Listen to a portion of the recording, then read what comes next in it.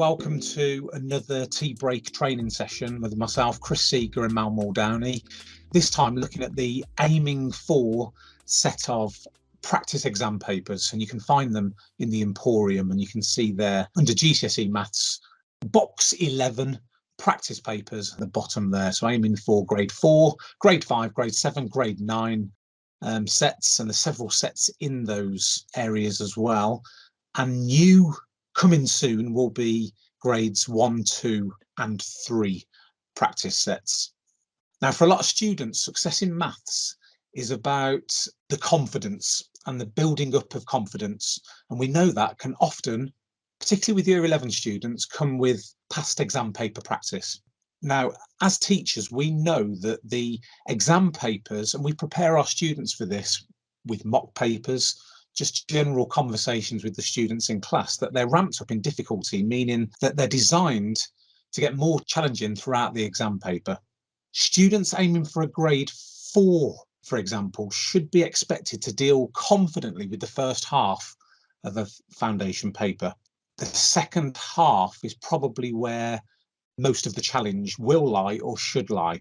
But in saying that, examiners every single year, and I know myself and Mal when we've been examiners in the past, but also when you're marking the mocks year 11, year 10, we know that those type of students aiming for that grade 4, they often, and not just the grade 4 students, but everyone, mess up and cause errors on those earlier questions when we know that they shouldn't be.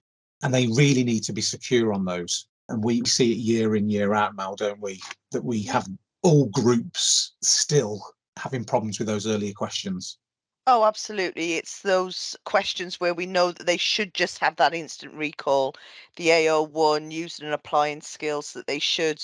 So working out 3 squared, for example, it's something that were we back in Key Stage 2 and we're categorising type of questions that we've seen in the SAT, we always talk about they're those, you just know it. They're those ones you can do in your head. They're the ones that require a written method. So start of the paper is those kind of skills that we're looking for with the students.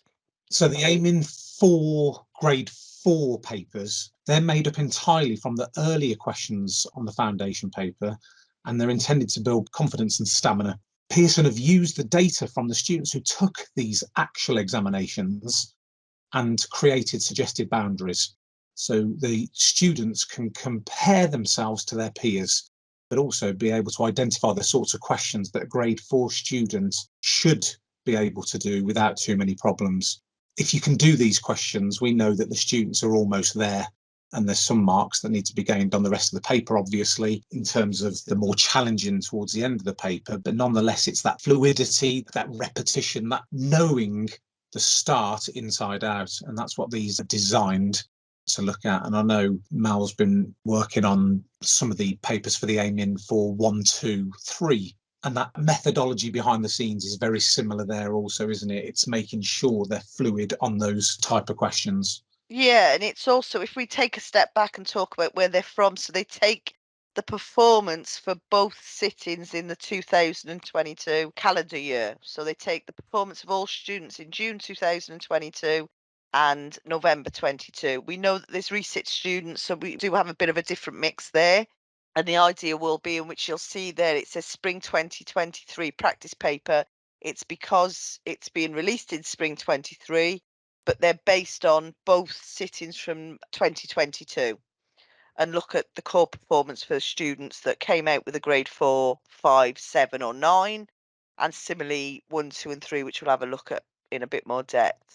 I've already mentioned to you that I used the Aiming For 4 with a group of students in a revision session. It was a Saturday session we did. Again, not advocating Saturdays, but we chose to do it just before our mocks. And the grade 4 and 5 students, in order to get on a grade 4, there's not a great number of marks that they could lose. And it went down an absolute storm for the students. And then I tried with a different group, the Aiming For a 1, just for a bit of giving them that, a bit of maths practice, I suppose, at the 1 mark questions. And for a grade 4 student, on some of them, they need to get 29 out of 30. They liked the challenge. It was a 30-minute paper, which they did in about 20 minutes, and it worked really well. You can see there on the screen that the aiming for 4, where they start, those introductory questions that Mal just mentioned, building up to that type of question there on the right-hand side. So the aiming for grade 5 papers will have none of those introductory 1-mark type questions, building up to some of the more tough end of foundation paper type questions. The aiming for 7 papers have none of the early questions from the higher papers, and then you've got the aiming for the grade 9, which are the tough questions. Be warned. So the aiming for 9, significant challenge there for some of your students who really want to push on for those top grades. And it's quite interesting there that the timing used on the different types of papers is different. So you see these are for an hour and a half, whereas the grades 1, 2, and 3 are shorter, 30-minute papers with a view that it's short and sharp, and you can use them in smaller sessions, because when we look at the lower attainers, sometimes they haven't yet got that resilience, and it just feels like death by papers for some students.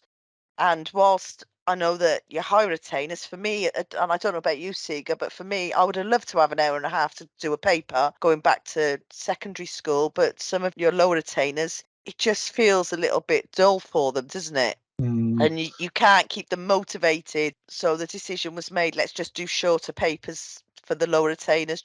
And again, it gives them that sense of confidence, because it's not just, oh, there's another one I got wrong. There's another one I can't do. These are questions that they should be able to do, especially when you're aiming for the grade 1 and grade 2.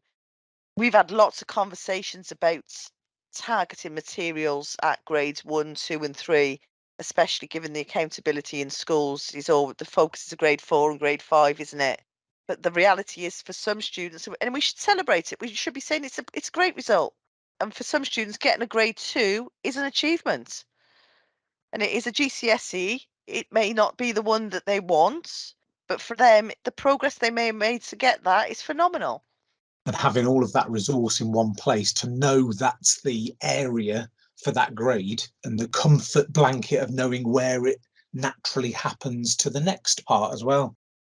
On this final slide here, grades 1, 2, 3, it's more on the right hand side looking at the skills map and the suggested boundaries there, and the idea that you can look against the big set of data that's behind the scenes for when students did see these exam papers as questions within their exams, and see where you're sat within all of the numbers of the students that have seen that question before. Yeah, and that's naturally where the grade boundaries came from. Again, it's all readily available on the Emporium in terms of the skills maps. It's just the highest 30 marks that a grade 1, 2, or 3 student attained, as in the average grade 1, 2, or 3 student. And then, because it was already sorted, or it'd been sorted by that to choose the questions, you could then go in and go, okay, so a grade 1, it's an assumption because it doesn't automatically fall there, but the same assumption was used for the 4, 5, 7, and 9 papers. So a grade 3 would be automatically somewhere between a grade 2 and a grade 3, or the marks got by those students. So let's set it there. They're never set in stone, but it gives students just a bit of guidance. And like you say, it's about seeing where you sit in the bigger, whatever, hundreds of thousands of students that would have sat these papers. And it is about just giving them the opportunity for more practice. Yeah, and you'll find those on the final page of the mark schemes for the aiming for paper that you've opened up. Find all these in the Emporium. So hopefully that short tea break session, just guiding, reminding, showing the aiming for papers, has been useful today. Thanks. Bye.